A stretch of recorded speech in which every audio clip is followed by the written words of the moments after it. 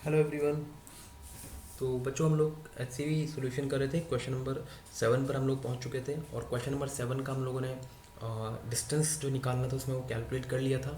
ठीक है, by using the acceleration time graph. और हमें उसका एक और पार्ट करना था कि वहाँ पर हमें डिस्टेंस टाइम ग्राफ या फिर सॉरी पोजीशन टाइम ग्राफ हमें बनाना था। तो आइए उसको कंप्लीट करते हैं। यस, यही क्वेश्चन था वो। और इसमें हमने डिस्टेंस कैलकुलेट कर लिया था, है ना। और डिस्टेंस कैलकुलेट करते वक्त थोड़ा यूनिट का आप ध्यान रखें। इसमें एक्सेलरेशन जो है वो आपको फिट पर सेकंड स्क्वायर में दिया हुआ है, इसलिए जो डिस्टेंस हम लोगों ने लास्ट वीडियो में निकाला था 1000, मैंने बाई मिस्टेक उसको मीटर बोल दिया था, बट वो 1000 फिट हो जाएगा। ठीक है, चलिए अब ड्रॉ करते हैं इसका पोजीशन टाइम ग्राफ। तो देखिए पोजीशन टाइम ग्राफ ये हमें ड्रॉ करना है। देखिए सबसे पहली बात तो ये बच्चों कि एक्सेलरेशन टाइम ग्राफ से अगर आपको पोजीशन टाइम ग्राफ ड्रॉ करना है, ठीक है, तो इसको आप दो तरीके से कर सकते हैं। पहला तो है आप इक्वेशंस को यूज़ करके कर सकते हैं, मतलब आप एक्सेलरेशन टाइम ग्राफ की जो हेल्प लेकर के इक्वेशंस बनाएं और फिर उस रिलेशन की हेल्प से आप लोग पोजीशन और टाइम में रिलेशन डराइव करें और फिर उस इक्वेशन जो आपको पोजीशन और टाइम की मिल रही है उसकी हेल्प से आप ग्राफ को ड्रॉ करें। ठीक है, ऑलराइट।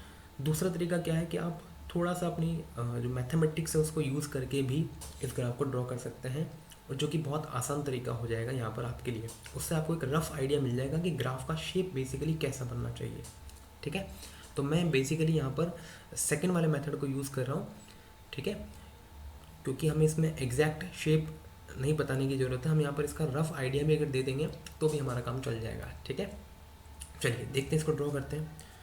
यहाँ पर है आपका पोजीशन और यहाँ पर है आपका टाइम। ऑलराइट, मैं इसको थोड़ा सा और आगे एक्सटेंड कर देता हूँ। यहाँ पर टाइम है 10, यहाँ पर टाइम है 20 और यहाँ पर टाइम है 30, यहाँ पर टाइम है 0। ऑलराइट,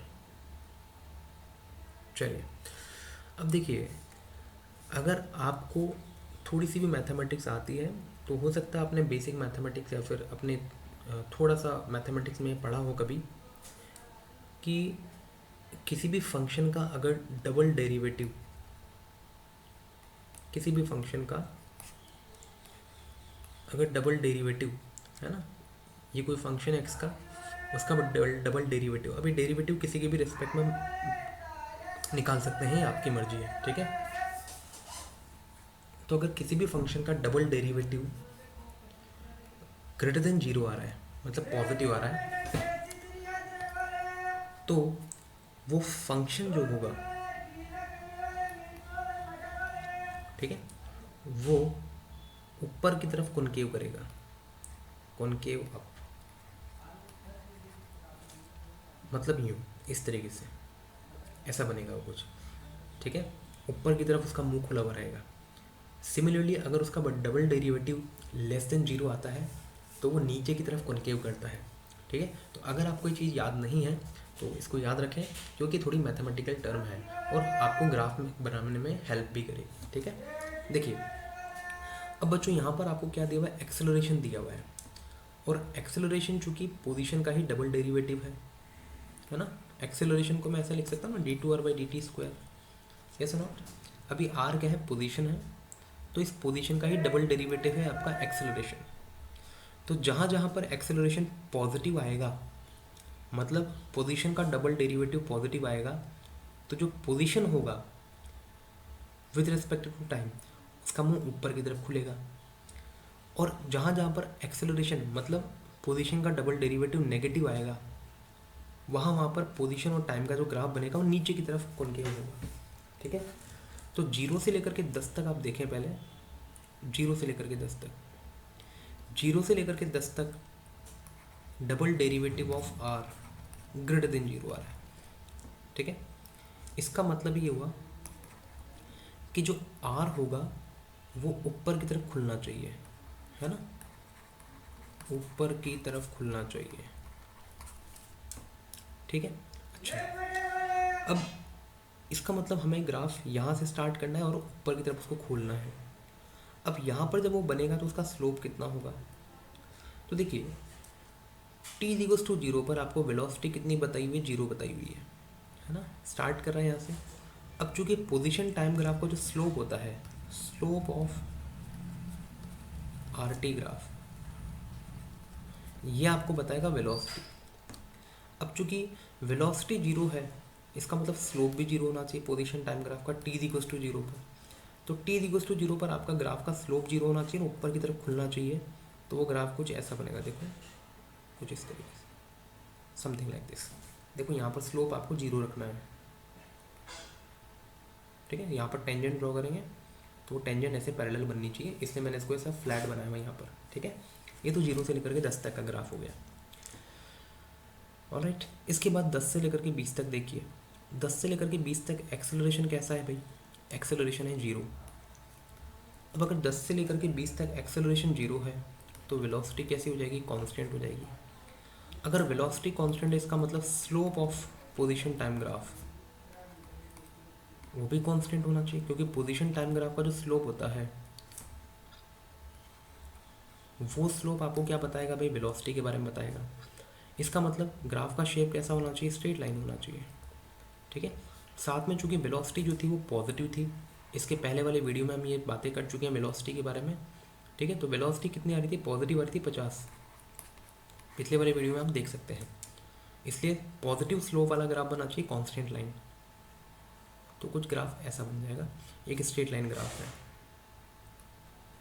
समथिंग लाइक दिस, ठीक है। इसके बाद 20 से लेकर के 30 तक आप देख सकते हैं कि जो डबल डेरिवेटिव है, दैट इज एक्सेलरेशन, वो लेस देन जीरो आ रहा है। इससे जो ग्राफ होगा वो किस तरफ खुलेगा, नीचे की तरफ खुलेगा। तो अगर ग्राफ नीचे की तरफ खुलेगा, ये हमें बात समझ में आ चुकी है, ठीक है। और फाइनल कंडीशन में आपने पिछले वाली वीडियो में देखा था कि फाइनल जब वेलोसिटी थी वी टी इक्वल्स टू 30 पर वो जीरो आ रही थी सॉरी। इसका मतलब ये हुआ कि जो पोजीशन टाइम ग्राफ का जो स्लोप होगा टी इक्वल्स टू 30 पर वो भी जीरो आना चाहिए। इसलिए जो ग्राफ होगा वो कुछ ऐसा बन जाएगा, कुछ इस तरीके से। देखो यहाँ पर अगर आप टेंजेंट ड्रॉ करते हो तो उसका स्लोप आपको जीरो नज़र आना चाहिए।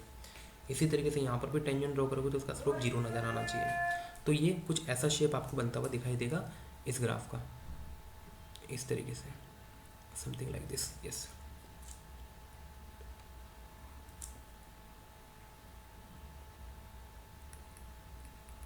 ये टी इक्वल्स टू 10 वाली वैल्यू है, ये टी इक्वल्स टू 20 वाली वैल्यू है, और ये वाली टी इक्वल्स टू 30 वाली वैल्यू है, यस।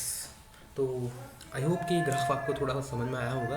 ऑलराइट, तो अगर आपको मैथमेटिकल कॉन्सेप्ट पता है तो आप इसको इजीली सॉल्व कर सकते हैं, और अगर नहीं पता है तो इसको आगे से याद रखें, ताकि कभी भी अगर ऐसी कोई प्रॉब्लम आती है तो आप उसको सॉल्व कर पाएँ। इसको ड्रॉ करने का एक और तरीका है, इसका मैथमेटिकल तरीका, जिसमें आप इक्वेशन की हेल्प से भी आप इस ग्राफ को ड्रॉ करके दिखा सकते हैं। ऑलराइट, और उसमें फिर आप ये वैल्यू भी बता सकते हैं कि टी इक्वल्स टू 10 पर आर की कितनी वैल्यू है, टी इक्वल्स टू 20 पर आर की कितनी वैल्यू है, और टी इक्वल्स टू 30 पर आर की कितनी वैल्यू आएगी। ऑलराइट, तो अगर आप वो चाहते हैं कि मैं वो ड्रॉ करूँ तो आप कमेंट बॉक्स में इसको टाइप करें, ठीक है। और depending on the number of comments I will try to explain that also, ठीक है। तो मैं उसके लिए एक अलग से सेपरेट वीडियो मुझे बनाना पड़ेगा, तो please do comment if you want कि मैं वो वीडियो बनाऊँ, ठीक है। तब तक के लिए थैंक यू। आई होप कि सोल्यूशन आपको समझ में आया होगा। इस वीडियो से रिलेटेड अगर कोई भी डाउट है तो आप कमेंट बॉक्स में ज़रूर पूछ सकते हैं। Thank you, see you in the next question.